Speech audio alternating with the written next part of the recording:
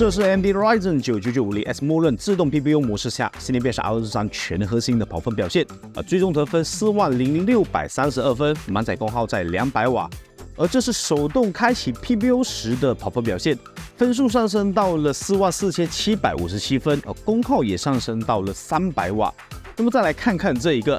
新年变是 R23全核心跑分直接来到了46052分，但功耗却只有250瓦，这是怎么做到的呢？今天这期节目将会和各位分享我的调试秘诀。这套调试的方法不仅操作简历，而且几乎任何一款支持手动 PBU 功能的主板都能套用。那么马上进入到本期的 Ryzen 9 9950X 的性能优化调试教程。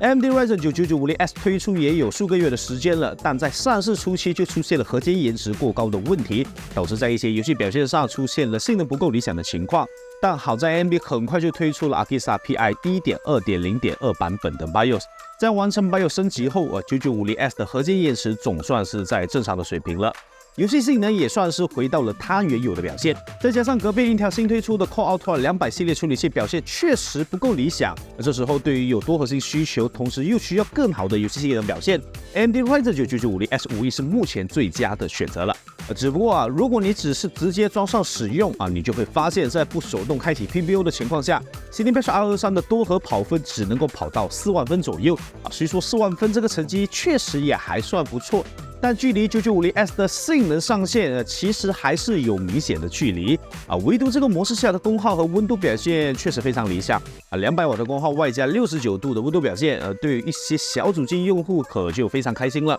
但对于常规散热更理想的大型桌面主机用户肯定还是希望能够将 9950X 的性能给榨干，对吧？这时候就必须手动开启 PBU 了。而在手动打开了 PBU 后性能表现确实是上来了，但功耗也随之上涨了不少，从原本的200瓦直接上涨 50%， 来到了300瓦。而这时候即便是使用360水冷来压制，都还是跑到了95度的温度墙，这个体验确实还是不够完美的。于是首先我们就得敲定一个思路我们需要能够榨干 9950X 全部性能的同时，还得控制好它的功耗上升幅度，确保在可以接受的功耗表现下，尽可能的发挥出 9950X 的所有性能。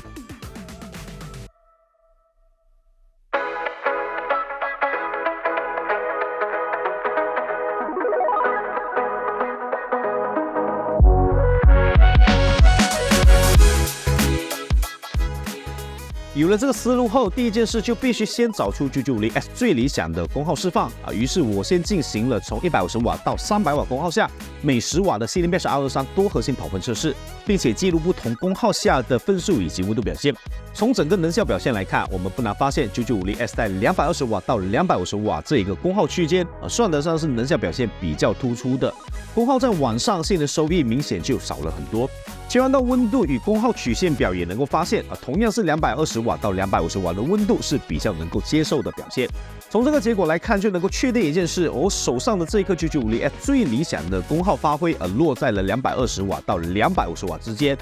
之所以会详细说明我手上的这一颗，也是因为我目前就只有一颗 9950X， 在样本不足够多的情况下，加上搭配的主板也不尽相同，我是真的不好确定这个能效曲线是不是都能适配在所有的 9950X 上所以说我个人觉得绝大多数的 9950X 应该都和我这颗一样的。当然，如果真的想要找到最佳的能效表现，我还是建议各位自己去测试不同的功耗表现，再做判断会更好。那确定了需要将功耗锁定在220瓦到250瓦之间具体应该要怎样操作和设置呢？首先进入到主板的 BIOS 界面，然后再进入到 PBU 模式里手动开启 PBU 功能至于不同主板的 PBU 功能在哪进行设置一般来说主流的主板都会特别将 PBU 功能给单独做在了类似于超频 overclock 的页面中，因此这里我就不单独介绍不同主板的 PBU 功能到底在哪了接下来的设置才是最关键的。我们进入到 BIOS 内的 Advanced 高级模式里，然后找到 AMD CES 选项并进入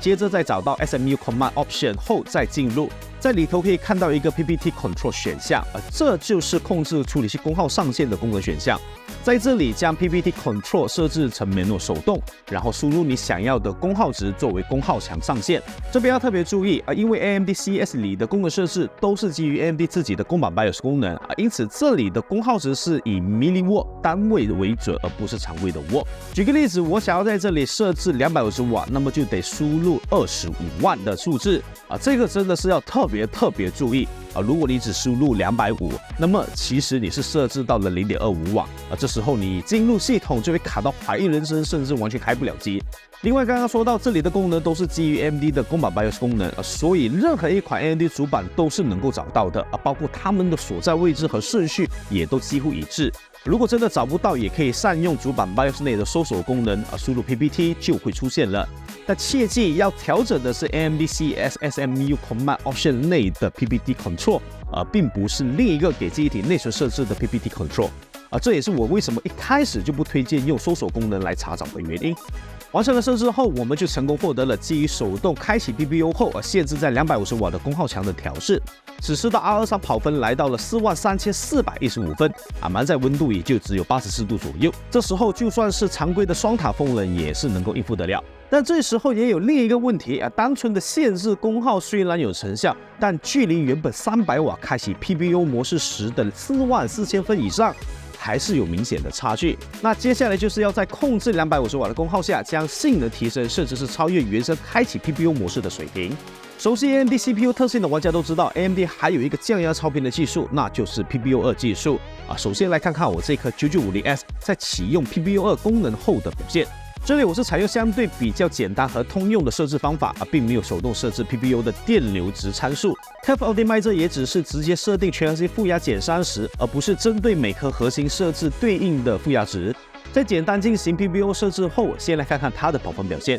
此时可以发现 9950S 的核心频率对比单纯手动开启 PPU 时高了不少，最终获得了46697分的惊人成绩对比自动 PPU 模式下提升了 15%， 对比手动开启 PPU 模式则是提升了 4.3%多核心性能还是明显提升了不少，但功耗的部分则是维持和手动打开 PPU 模式时一样的300瓦满载温度也是来到了95度性能是 OK 了，但功耗还是需要再进行调试接着我们就基于这个 PPU2 的设置下，再去 PPT Control 手动设置到250瓦的功耗墙这时候我们就得到了 R23 全核心跑分能够达到46000分，但功耗维持在250瓦的表现了温度也控制在了满载83度左右。我觉得这算得上是我这一颗 9950S 目前最平衡的状态了当然啦，因为涉及到 PPU2 功能的调试这部分就受限于 CPU 体质主板甚至是散热的影响了。我所调试出来的成绩也仅限于我这一颗 9950S 以及搭配其他硬件下的结果想要抄作业的朋友们一定要有心理准备最终的成绩和结果可能会有所出入。完成最终调试后，我这边也进行了几个游戏的对比，来看看调试完毕后对于游戏性能是否有所影响。这里我大致准备了4款游戏来进行对比，看看从默认自动 PPU 模式调试到如今的 PPU2 加250瓦功耗强设置下，4款游戏是否有明显的性能提升。而从对比画面也能看到了游戏性能的提升其实非常有限因此对于游戏性能更加在乎的玩家这个调试能带来的游戏性能收益或许相对比较一般更多还是压榨出更多的多核性能。这一次的教程依旧贯彻了我一直以来尽可能用最简单的操作来完成调试为了也是方便更多新手完全能够去尝试操作，也希望能够帮到更多 9950S 的玩家。最后还是要和各位重申一句超频存在一定的风险，导致使用不稳定的情况，因此想要尝试的观众朋友必须得有接受超频失败或不稳定的心理准备本次的分享也只是和各位分享另一种能够平衡性能与功耗表现的玩法不一定是最理想和最适合你的方法。另外，我其实欢迎各位在尝试这个方法后，也能够在评论区分享你们的体验，这里有利于我收集更多样本结果做参考，也利于更多有兴趣的观众朋友们一同进行交流。那么以上就是本期节目的所有内容了，非常感谢各位观众朋友们收看和支持，也希望本期节目的内容会对你们有所帮助。喜欢这期影片的朋友不妨点一个赞，而新来的关注如果能够点击旁边的小铃铛那就更好了。那今天的节目就到此为止了，我们下期影片再见。